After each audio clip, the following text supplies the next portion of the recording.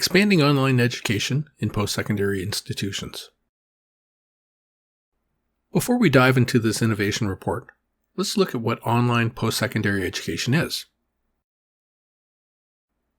Online education is defined as a credit-bearing course or program with the instructional content delivered online. Within that definition, we'll further stipulate that an online course is one in which 80% or more of the content is delivered through digital devices and networks. This helps us differentiate it from technology-assisted courses, as well as hybrid or blended courses.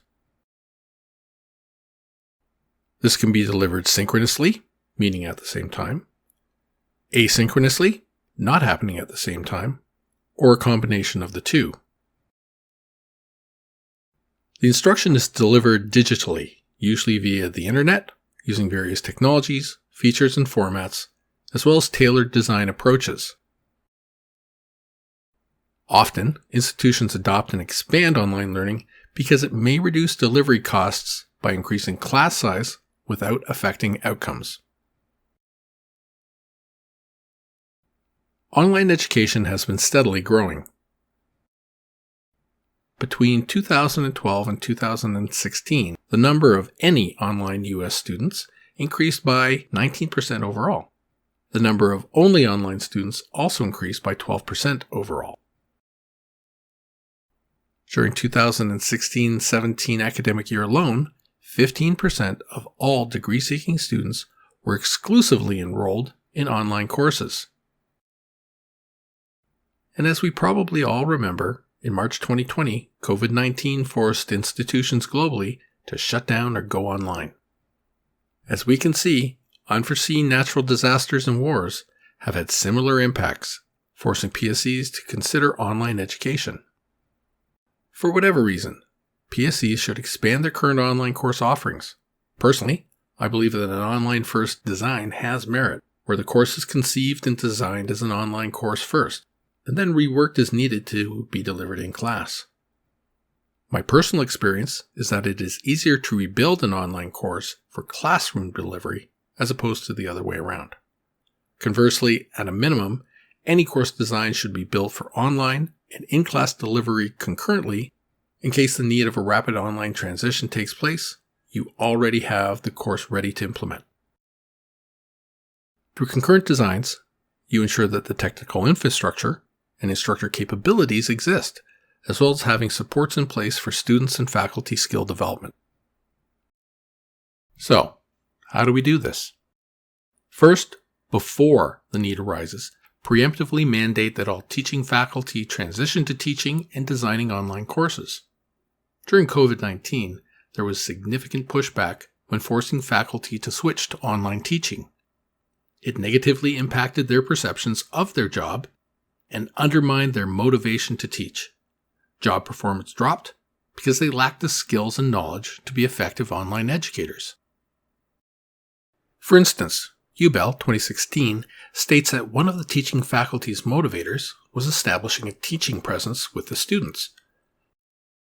They learned that teaching presence can emerge from online faculty-student interactions and feedback that exploits email, chat, discussion boards, webinars, and other applications that defy the limits of space and time. Another issue is status, with online teaching regarded as suspicious and not valued in tenure conversations. Now with online teaching being in demand, being proficient technically and pedagogically can be a valued competency.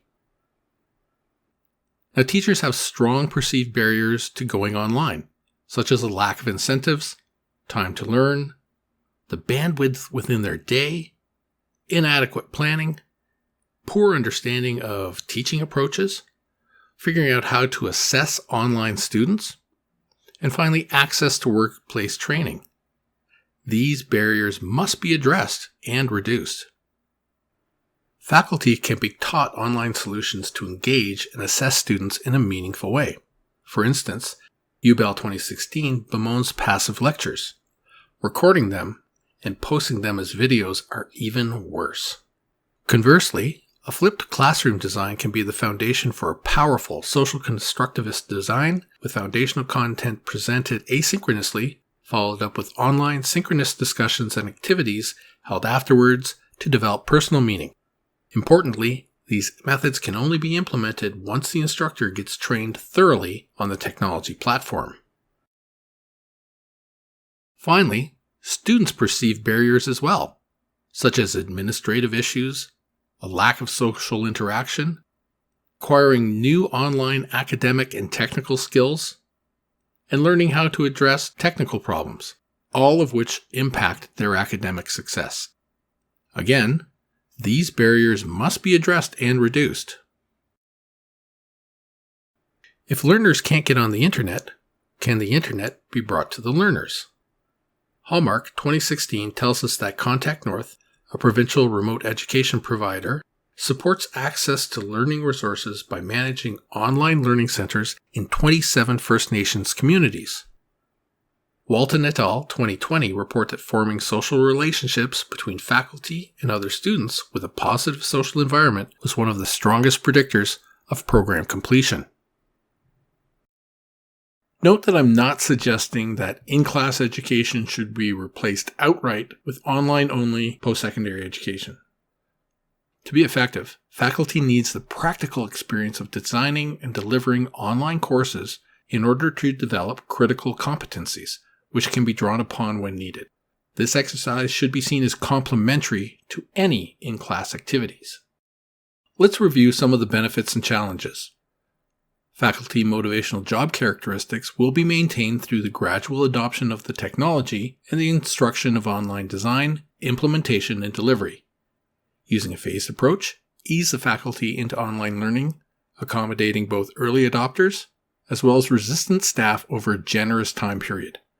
Have a stated deadline to work towards, but ensure that it can be achieved by everyone. In some environments, there may be organized or individual resistance to mandatory training.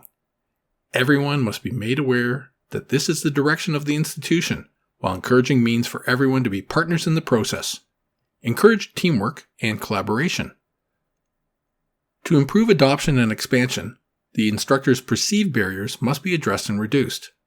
The institution can achieve this by providing professional development opportunities, incentives, and time during their normal work week.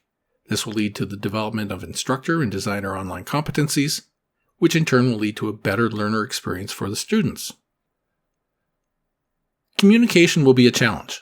To get the faculty on board, clear messages about institutional and professional benefits, plus personal incentives, must be articulated. Incentives, training, and time all represent additional necessary expenses for a successful expansion. Support can reduce students' perceived barriers, which make them better online and self-regulated learners, which in turn increases student engagement and improves learning outcomes. Again, communication is critical for success. Support programs must be available and adequately communicated to intended internal and external students. Support programs will require funding for implementation and operation. My recommendations are as follows. First, produce a mandated professional development course to teach the best practices for online course design and delivery for all teaching staff. Everyone takes it within a set time period. Second, using a phased approach, provide this program as a paid PD opportunity with support from technical and design experts for an actual practical implementation. Lastly, provide an optional online support program open to all current and prospective students outside the institution, which supports the development of online learning competencies. Working together, these recommendations put the mechanisms in place for successful expansion of post-secondary education online courses, establishing or improving the faculty and students' online competencies. However you approach the adoption or expansion of online learning, heed this advice from UNESCO. Transitioning to online learning at scale is a very difficult and highly complex undertaking for education systems, even in the best of circumstances. But it has become a necessity. Thank you for your time.